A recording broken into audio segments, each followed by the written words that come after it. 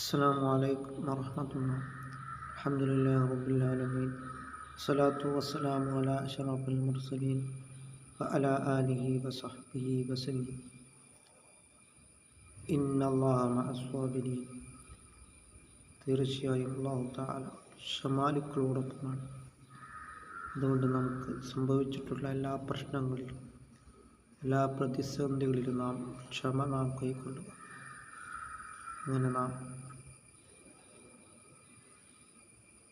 ഒരു പ്രശ്നം വരുമ്പോൾ, ഒരു വിപത്ത് വരുമ്പോൾ ഇന്നാ ലില്ലാഹി വ ഇന്നാ ഇലൈഹി റാജിഊൻ എന്ന് പറയുക.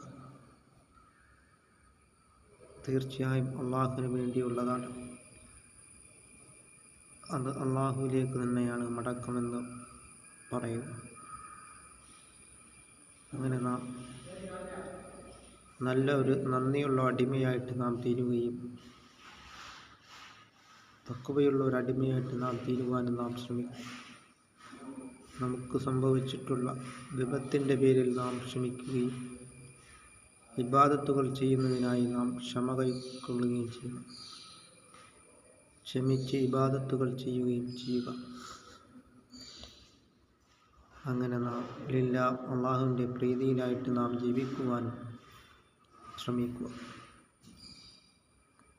തഖ്വല്ലാഹി മദാറു കുല്ലി സആദത്തിൻ.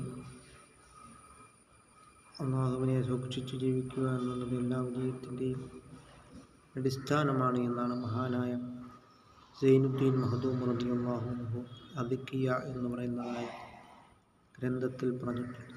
അങ്ങനെ നാം തഖ്വയിൽ അധിഷ്ഠിതമായിട്ട് നാം ജീവിക്കുവാനും എല്ലാം അള്ളാഹുവിൻ്റെ പ്രീതിയിലായിട്ട് നാം ജീവിക്കുവാനും നാം ശ്രമിക്കുക.